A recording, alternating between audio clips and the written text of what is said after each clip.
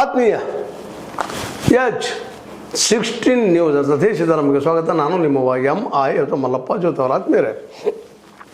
ಈಗಾಗಲೇ ದರ್ಶನ್ ಹೆಸರು ಕೇಳಿ ಸಾಕು ಎಲ್ಲ ಪಾಪ ಅಭಿಮಾನಿಗಳು ಎದುರು ನೋಡ್ತಾ ಇದ್ದಾರೆ. ಚಾತಕ ಪಕ್ಷ ಇವರಿಗೆ ಏನಪ್ಪ ಜಾಮೀನು ಸಿಗ್ತದ್ರು ಇಲ್ಲ ಅಂತ. ಆದರೆ ಜಾಮೀನಲ್ಲ, ಅವ್ರು ಜೈಲಿಂದ ಹೊರಗೆ ಬರ್ತಾರೇನೋ ಅನ್ನುವಂಥ ಸಮಸ್ಯೆ ಶುರುವಾಗಿದೆ. ಪಾಪ ಅವ್ರಿಗೆ ಶಾಶ್ವತ ಜೈಲೇ ಗತಿನಾ ಅನ್ನೋ ಚರ್ಚೆ ಶುರುವಾಗಿಬಿಟ್ಟಿದ್ದಾವೆ. ಯಾಕಂದರೆ ಮಾಪಿ ಸಾಕ್ಷಿಯಾಗಿ ಪ್ರದೂಷ್ ಇಂಚಿಂಚಿನ ಸಹಿತ ಎಲ್ಲ ವಿವರಿಸಿದ್ದಾನೆ. ಈಗ ನಾವೆಲ್ಲ ಈ ಮಾಧ್ಯಮದ ಮೂಲಕ ನೋಡಿದ್ದೀವಿ, ನಾವು ಪತ್ರಿಕೆಗಳ ಮೂಲಕ ಅವತ್ತಿನೆಲ್ಲ ನೋಡಿದ್ದೀವಿ. ಇದಕ್ಕೆಲ್ಲ ಮೂಲ ಕಾರಣರು ದರ್ಶನರು ಅನ್ನುವಂಥ ಮಾತನ್ನು ಹಾಕ್ತಾ ಇದ್ದಾರೆ, ಹೇಳ್ತಾ ಇದ್ದಾರೆ. ಮಾಪಿ ಸಾಕ್ಷಿ ಇನ್ನೊಬ್ಬನೇ ಅಂತಿದ್ದಾರೆ. ಈಗಾಗಲೇ ಕೋರ್ಟ್ ಮುಂದೆ ಇದನ್ನು ಹೇಳಿದ್ರಿಂದಾಗೆ ಇದು ಇನ್ನಷ್ಟು ಅವರು ಹೊರಗೆ ಬರೋದು ಇನ್ನಷ್ಟು ಕಷ್ಟ ಆಗ್ತದೆ. ಮತ್ತು ಜೈಲನ ಆಗ್ತದೆ ಪೂರ್ತಿ ಜೀವನ ಪರ್ಯಂತ, ಜೀವಾವಧಿ ಶಿಕ್ಷೆ ಆಗ್ಬೋದು. ಅದರಲ್ಲೂ ಈ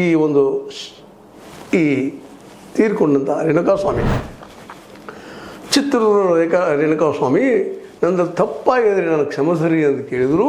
ಇವರು ಕೇಳಲಿಲ್ಲ, ದೈಹಿಕ ಹಲ್ಲೆ ಮಾಡಿದರು, ಸಿಗರೇಟ್ಲಿ ಚುಚ್ಚಿದರು, ಸಿಗರೇಟ್ನಿಂದ ನೋವು ಮಾಡಿದರು, ಒದ್ದರು, ಬಡಿದರು. ಈಗ ನಾನಾ ರೀತಿಯಲ್ಲಿ ಏನು ನಡೆದ ಘಟನೆ ಪಟ್ಟಣಗಿರಿ ಶೆಡ್ನೆಲ್ಲ ಅದನ್ನೆಲ್ಲ ವಿವರಿಸಿ ಹೇಳಿದ್ರಿಂದಾಗೆ ಇನ್ನಷ್ಟು ದರ್ಶನದ ಮೇಲಿನ ಆರೋಪ ಗಟ್ಟಿಗೊಳ್ಳೋ ಜೊತೆಗೆ ಅವರ ಹೊರಗೆ ಬರುವಂಥ ಸಾಧ್ಯತೆಗಳು ಇನ್ನೂ ಕಡಿಮೆ ಆಗಿಬಿಟ್ಟು ಅಂಥೇಳಿ ಅಲ್ಲಿ ವಿಶೇಷ ಕಾನೂನು ತಂದ್ರೆ ಮಾತಾಡ್ತಾ ಇದ್ದಾರೆ. ಯಾಕಂದ್ರೆ ಆ ಒಂದು ಘಟನೆಯಲ್ಲಿ ಇವರು ಇದ್ದಂಥವನ್ನ, ಈ ವ್ಯಕ್ತಿ ಪ್ರದೋಷ್, ಇನ್ನುಳಿದವರು ಇದ್ದವರು ಎಲ್ಲರೂ ಕುಳ್ಕೊಂಡು ಮಾಡಿದವರು, ಗ್ಯಾಂಗಲ್ಲಿ ಇದ್ದಂಥವ್ರು. ಅಲ್ಲಿ ಏನು ನಡೀತೀವಿ ಅನ್ನೋದನ್ನು ಮಾಪಿ ಸಾಕ್ಷಿಯಾಗಿ ಇಂಚಿಂಚು ನಡೆದೀಗ ನಾವು